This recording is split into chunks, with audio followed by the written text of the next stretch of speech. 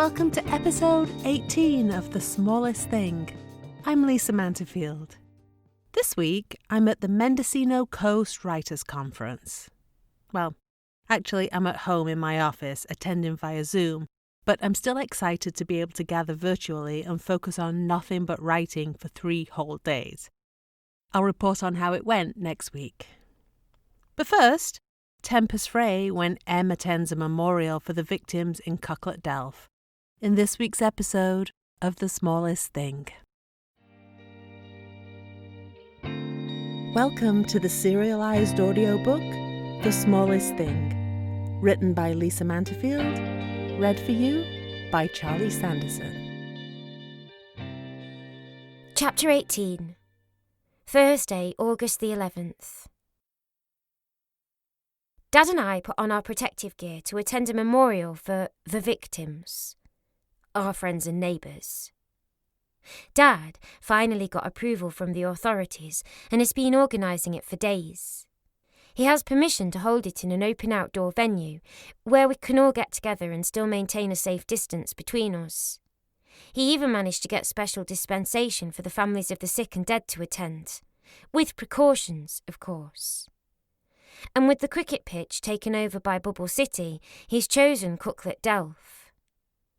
As we open the front door to leave, an official-looking paper taped to the door flutters up. Dad gets to it first, tearing it from the door and scanning the information. At first I hold back, wary of new information and the changes it might bring. It was 2 days after Bubble City was erected that we finally received an official explanation. Long after the news feeds had speculated about its appearance. As most of us had already guessed, the compound is a staged isolation centre. The first tent is for those who exhibit some symptoms, but whom medical personnel deem low probability. So, if someone has the sniffles, they can be admitted, but if the doctor thinks it might not be the virus, they stay in tent 1 for observation. The second tent is for anyone that the medical staff deem high probability. Someone whose symptoms look iffy or who's been exposed to the virus because of direct contact with an infected person. Admission to the centre for any unusual symptoms is recommended but voluntary.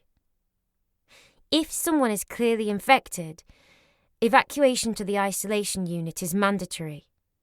Once someone is confirmed infected, all members of the household must remain isolated, even if they don't have symptoms. If they choose not to enter the isolation unit, they will be placed on in-home isolation and provided with a home aid. These houses will be considered high risk. As such, their doors will be marked with a white X and may only be entered by official personnel. Any member of any isolated household who shows symptoms will immediately be removed to tent 2. Fully evacuated homes will be decontaminated, sealed, marked off limits by a red X and monitored by armed guards. It all sounded so clinical and cold. I was reminded of the old black and white films my granddad used to watch, ancient grainy war movies with rugged heroes outwitting the enemy. I pictured coils of barbed wire, fierce Alsatian dogs on thick chains and shouts of "Halt!" quickly followed by the rat-a-tat of machine gun fire. I hated those films. Now, I'm living in one. According to the new paper, everyone admitted to Bubble City will be tested but will have to wait in the tent until their results come in. Results, it says, could take 24 to 48 hours. Anyone testing positive will be moved to the care ward, Dad reads from the sheet. For treatment, I ask, wondering if Deb knows this. But Dad shakes his head. Palliative care. I know what that means.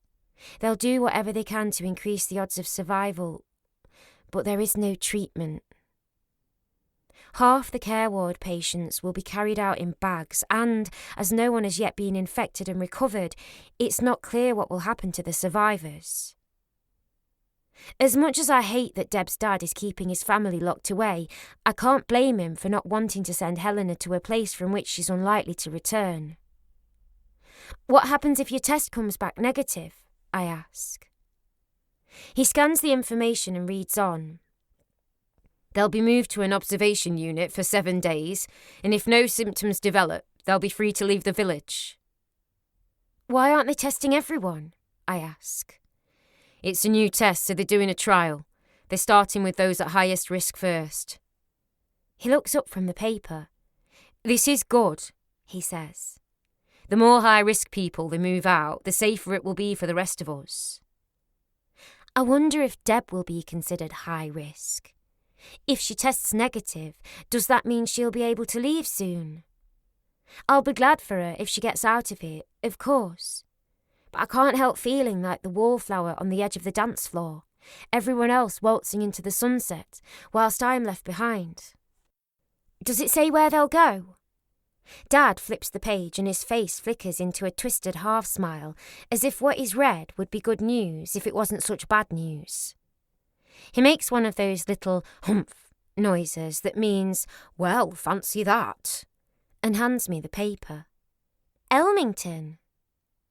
I close my eyes for a moment and picture the famous, stately home a couple of miles from our village.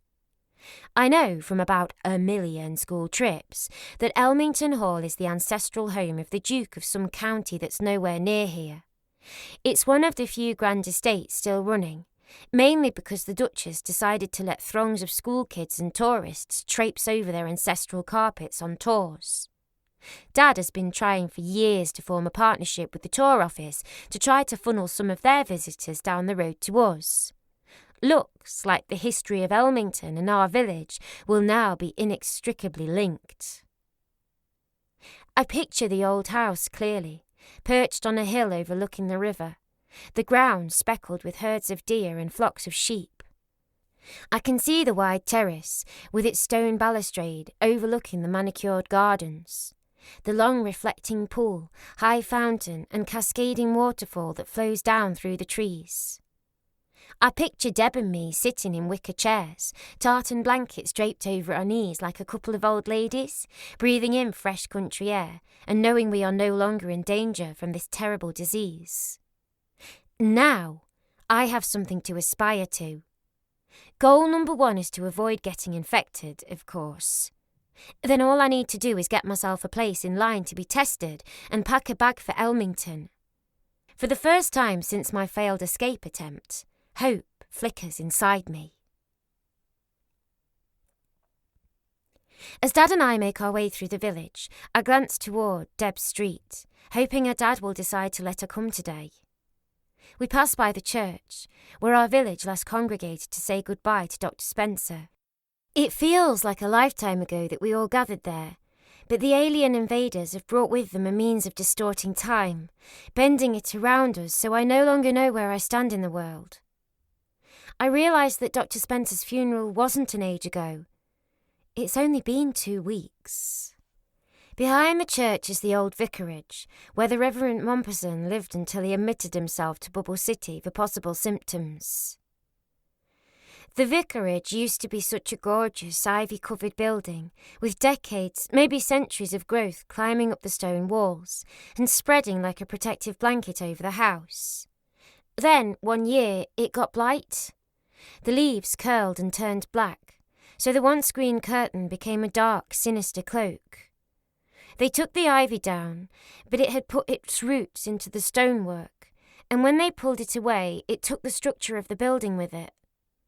Most of it had to be rebuilt, and what stands now is a modernised version of the former solid home. The gloominess of the old vicarage washes over me, and I steel myself for what lies ahead. There is no word from Deb. She must be going crazy without her phone. I can't believe her dad is really that paranoid about being watched. Still, it's like rubbing salt in a wound. It's lonely enough being cut off from the outside world without losing my one source of sanity inside as well. A low murmur of voices drifts toward us as Dad and I pass through the narrow rock passage and out into the open air of Cucklett Delf.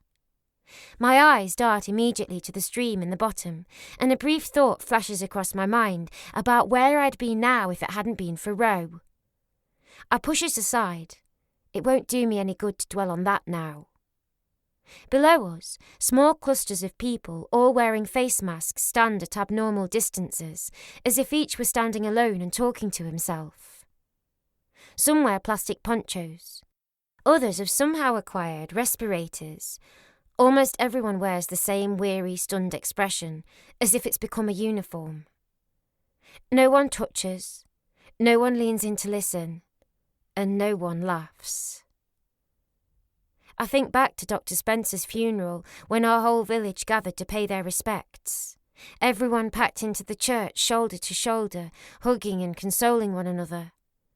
I wonder, had we known about the virus then, would we have taken that risk?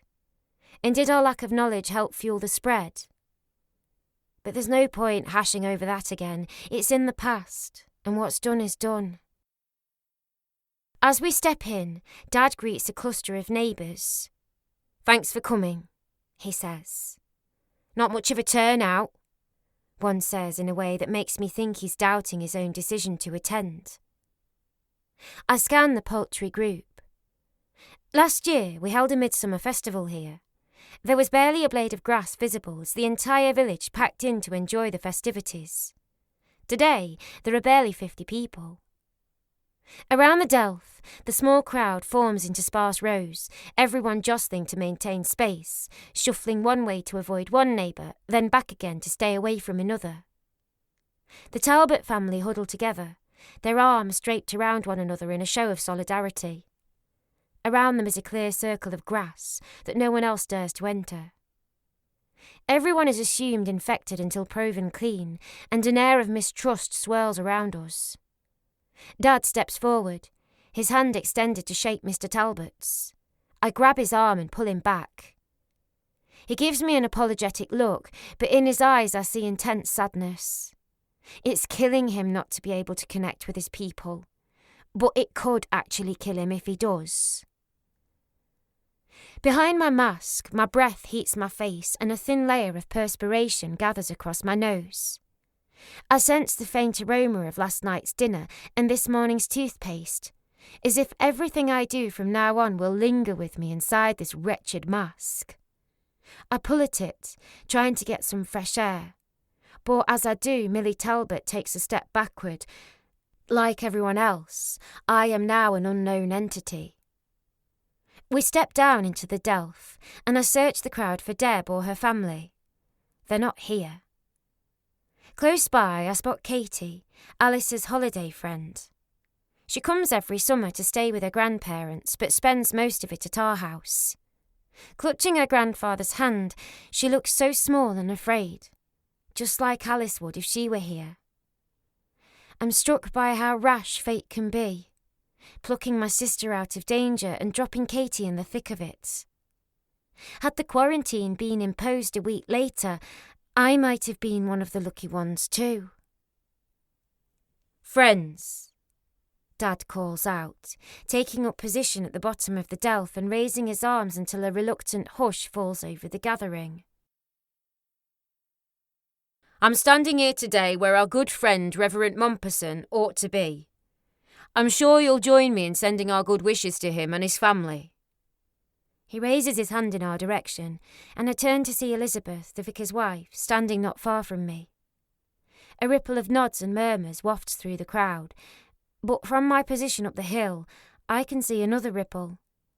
As if someone has dropped a pebble in a pond, the crowd pulls away from Elizabeth, propelled by an instinct for self-protection.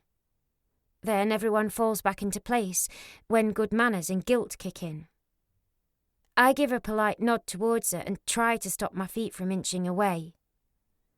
"The latest report shows a slowing in the spread of the virus," Dad says. "And although that sounds like good news, we're not out of the woods yet." He shouldn't be talking about this, I think. This is supposed to be a memorial. I shoot him a look, warning him to stick to the plan, but if he sees it, he doesn't acknowledge me. "For the foreseeable future," Dad says, "all quarantine limits and precautionary measures will remain in place, and we must continue to cooperate." "For how long?" shouts a voice from the crowd, followed by a murmur of assent. "Like I say, for the foreseeable future." "It's out of order," the voice says again. I can see now that it is Martin Bamforth, always one for picking a fight. Even criminals know how long their sentences are going to be. Are we supposed to just stay here forever and wait to die? They're trying to contain this, and the only way to do that is to... But Dad is drowned out.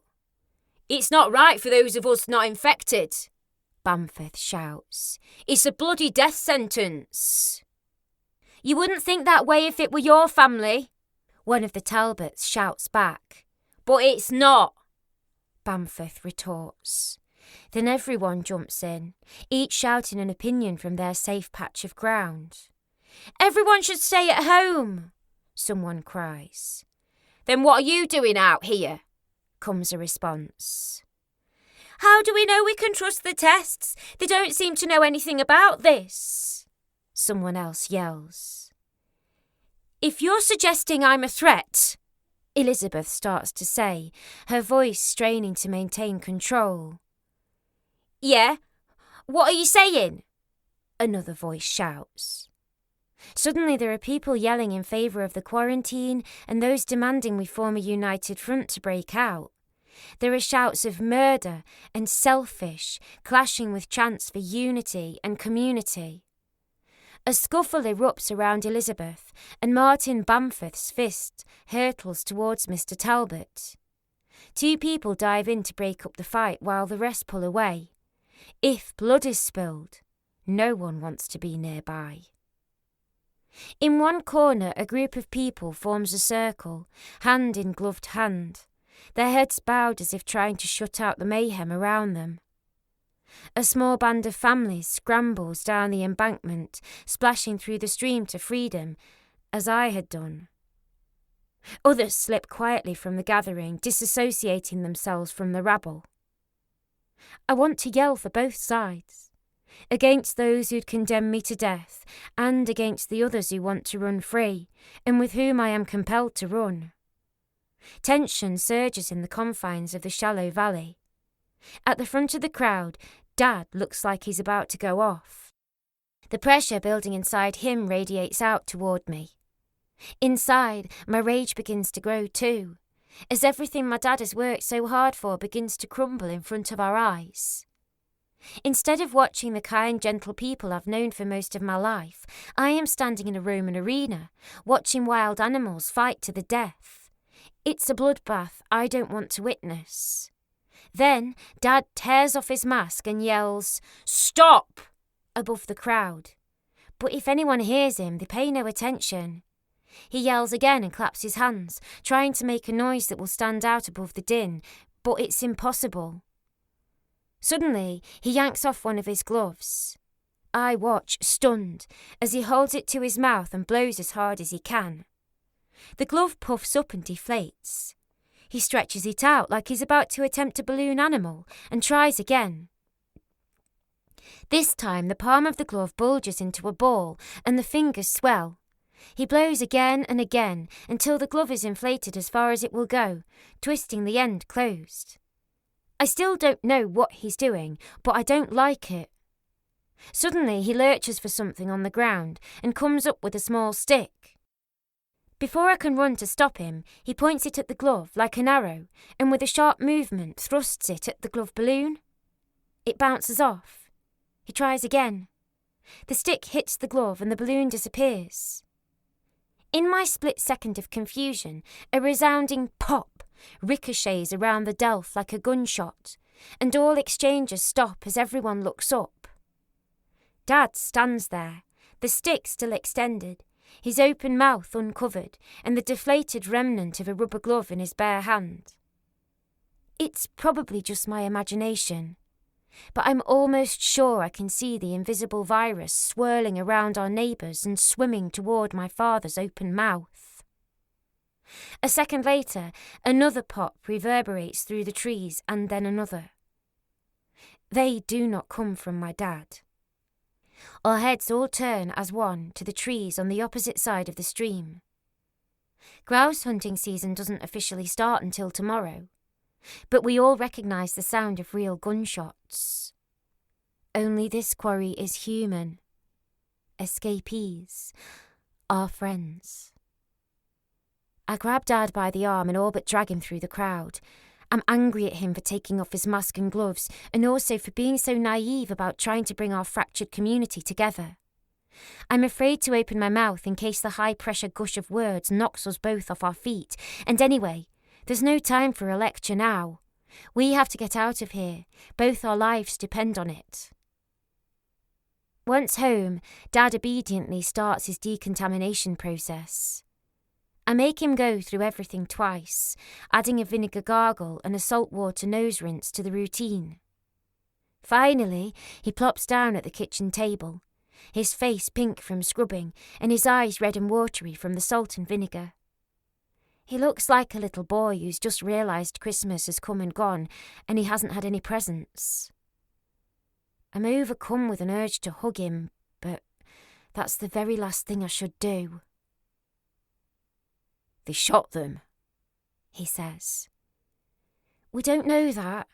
It could have been just a warning." Dad shakes his head. He lets out a breath, trying to find the words he needs to say among the chaos of those he wants to say. "All our friends fighting among themselves. It makes me sad. And there's nothing I can do." "You can't risk getting infected," I tell him for about the 1,000th time. "I just don't know how to not be involved." "There's nothing left to be involved with," I say. "You saw what happened back there. No one else matters anymore, Dad. It's every man for himself, dog eat dog, law of the jungle. It's just you and me now. We are all we have." Dad's head drops. "If ever there was a time for this village to pull together, it's now. I can't give up on them." "What about us, Dad? What about me?" "I won't do anything to put us in danger, Em. I promise you that." "Dad!" My voice is cold as I push up from the table. "You already did." I leave Dad at home and step out into the village, walking determinedly toward I don't know where. I wish I could just take my bike and ride until everything in my head falls into place, but my saddle would barely be warm before I reached the boundary of the quarantine and had to turn back. So I push forward on foot, trying to make sense of my dad. Yet again, he feels like a stranger. I've lost him, I think. But now I'm not sure if I ever really had him. Is this what it feels like to be an orphan, I wonder? Or is this just what it feels like to be an adult? I turn up the lane and make my way to Deb's. I know I won't be able to talk to her, but maybe she'll come to the window again so I can at least see her face. She is my voice of reason, and her silence is killing me. I march on, determined to see her one way or another. But when I reach the house, all the curtains are drawn, and there's no sign of movement or life from within.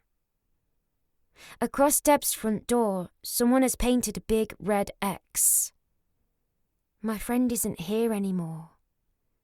My friend is in Bubble City.